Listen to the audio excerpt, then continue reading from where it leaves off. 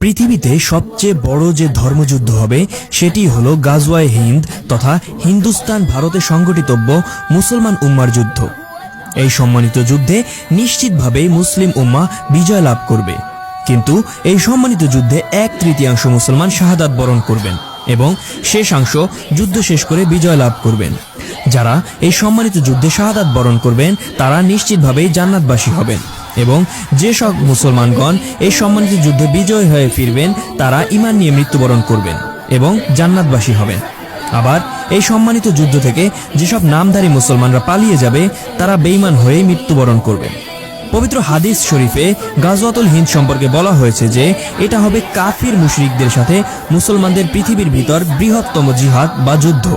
এই যুদ্ধে হিন্দুস্তানের মোট মুসলিমদের 1/3 শহীদ হবে, আরেক অংশ পালিয়ে যাবে এবং শেষ অংশ জিহাদ চালিয়ে যাবে। মুসলমানদের নিশ্চিত জয় হবে, কিন্তু এটা এতটাই ভয়াবহ হবে যে হয়তো অল্প কিছু সংখ্যক মুসলিমই বেঁচে থাকবেন বিজয়ের খোশ আমদেদ করার জন্য। রাসূল সাল্লাল্লাহু আলাইহি ওয়াসাল্লাম বলেন, আমি পূর্ব দিকে বিজয়ের গন্ধ পাচ্ছি। সাহাবায়ে কেরাম রাদিয়াল্লাহু তাআলা আনহুম জিজ্ঞেস করলেন, ইয়া রাসূলুল্লাহ, আপনি কিসের বিজয়ের গন্ধ পাচ্ছেন? রাসূল সাল্লাল্লাহু আলাইহি ওয়াসাল্লাম বললেন, পূর্ব দিকে মুসলিম ও মুশরিকদের মধ্যে একটা যুদ্ধ শুরু হবে। যুদ্ধটা হবে অসম। মুসলিম সেনাবাহিনী থাকবে সংখ্যায় সীমিত, কিন্তু মুশরিক সেনাবাহিনী থাকবে সংখ্যায় অত্যাধিক। ওই যুদ্ধে মুসলিমরা এত বেশি মারা যাবে যে রক্তে মুসলিমদের পায়ের টাকনু পর্যন্ত ডুবে যাবে। ওই যুদ্ধে মুসলিমরা 3 ভাগে বিভক্ত থাকবে। এক ভাগ হলো বিশাল মুশরিক বাহিনী দেখে ভয়ে পালিয়ে যাবে, তারাই হলো জাহান্নামী। আর এক ভাগ সবাই যুদ্ধে শহীদ হবেন। শেষ ভাগ আল্লাহর উপর ভরসা করে যুদ্ধ চালিয়ে যাবে এবং শেষ পর্যন্ত জয় লাভ করবে। রাসূলুল্লাহ সাল্লাল্লাহু আলাইহি ওয়াসাল্লাম বলেন, এই যুদ্ধ বদর যুদ্ধের সমতুল্য। তিনি আরো বলেছেন, ওই সময় মুসলিমরা যে যেখানেই থাকুক না কেন তারা যেন সেই যুদ্ধে শরীক হয়।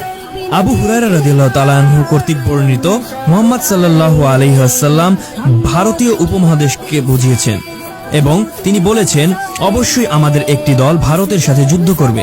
আল্লাহ সেই দলের যোদ্ধাদের সফলতা দান করবেন আর তারা রাজাদেরকে শিকল বা বেড়ি দিয়ে টেনে আনবে এবং আল্লাহ সেই সকল যোদ্ধাদের ক্ষমা করে দিবেন এবং সে মুসলিমেরা ফিরে আসবে এবং তারা ঈসা ইবনে মারিয়াম আলাইহিস সালামকে সিরিয়া তথা শামে পাবে।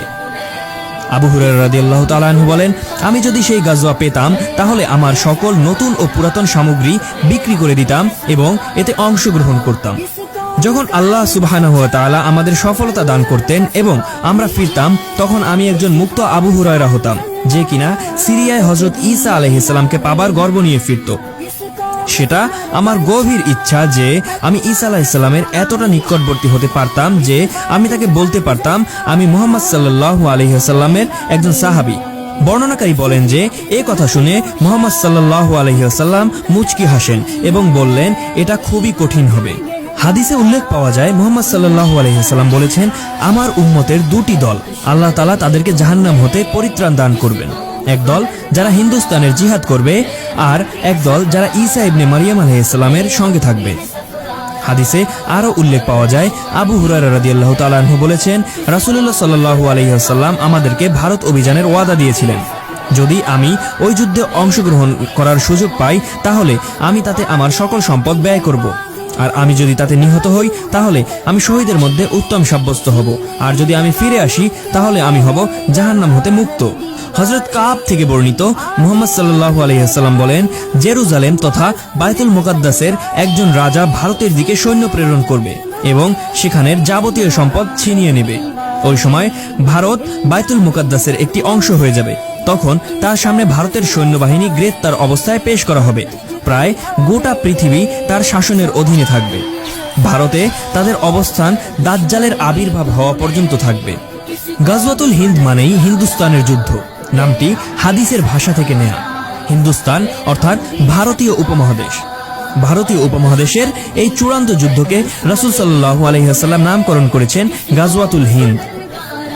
ইসলামের যুদ্ধগুলোকে মৌলিকভাবে 2 ভাগে ভাগ করা যায়, গাজওয়া এবং শিকওয়া কিংবা সারিয়া। যে যুদ্ধ বা জিহাদে রাসূল সাল্লাল্লাহু আলাইহি ওয়াসাল্লাম নিজেই অংশগ্রহণ করেছেন তাকে গাজওয়া বলা হয় এবং যে যুদ্ধ অভিযানে তিনি অংশগ্রহণ করেননি তাকে ক্ষেত্রবিশেষে শিকওয়া কিংবা সারিয়া বলা হয়। সুতরাং গাজওয়া রাসূল সাল্লাল্লাহু আলাইহি ওয়াসাল্লামের জন্য খাস এবং বিশেষ একটি পরিভাষা। জিহাদের একটি বিশেষ স্তর।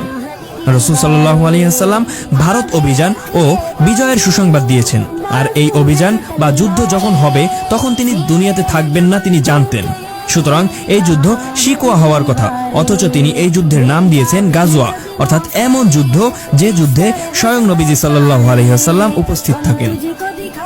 এটি একটি সম্ভাষণ, গুরুত্বের প্রাধান্য ও মর্যাদার মূল্যায়ন।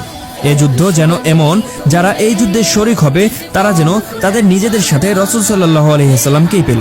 যুদ্ধটির নাম গাজওয়া হওয়ার সম্ভাব্য আরও কারণ থাকতে পারে, যেমন এটি মুশরিক কিংবা মালাউনদের সাথে মুসলমানদের চূড়ান্ত যুদ্ধ। যুদ্ধের প্রচণ্ডতা, পরিবেশ, মুসলিম ও মুশরিকদের বৈষম্যমূলক অবস্থান, ইমানদারদের স্বল্পতা, কঠিন পরীক্ষা, চূড়ান্ত বিজয় সহ ভারতীয় উপমহাদেশকে সার্বিকভাবে শিরকের মূলোৎপাটনের মাধ্যমে দারুল ইসলামের অন্তর্ভুক্ত করার কারণেও এমনটা হতে পারে। সুতরাং গাজওয়াতুল হিন্দ হলো ভারতীয় উপমহাদেশের মুসলিমদের ভারতের মালাউনদের বিপক্ষে চূড়ান্ত যুদ্ধ, যেখানে মুসলিমরা বিজয়ী হবে। হাদিসে বর্ণিত হিন্দ বা হিন্দুস্তান হলো অবিভক্ত ভারতীয় উপমহাদেশ, যা গ্রেটার খোরাসানের কিছু অংশ, পাকিস্তান, ভারত, বাংলাদেশ, নেপাল ও শ্রীলঙ্কা নিয়ে গঠিত। হিন্দুস্তানের এই ভবিতব্য যুদ্ধটি সম্পর্কে রাসূল সাল্লাল্লাহু আলাইহি ওয়াসাল্লাম তার পবিত্র জবান থেকে ভবিষ্যৎবাণী করেছেন, যা আমরা ইতিপূর্বে আবু হুরায়রা এবং কাব সহ অন্যান্য আরও অনেকের বর্ণিত হাদিস থেকে এ সম্পর্কে জানতে পেরেছি। সর্বোপরি আমরা বলতে পারি, হাদিসের ভাষ্য অনুযায়ী এ যুদ্ধ চলাকালীন সময়ে মুসলমানদের মধ্যে মোট 3টি দল থাকবে। এক দল যুদ্ধ করে শহীদ হবে, এক দল যুদ্ধ করে বিজয় লাভ করবে এবং তৃতীয় দল হবে জাহান্নামী, অর্থাৎ তারা এই যুদ্ধ থেকে পিছু হটে আসবে।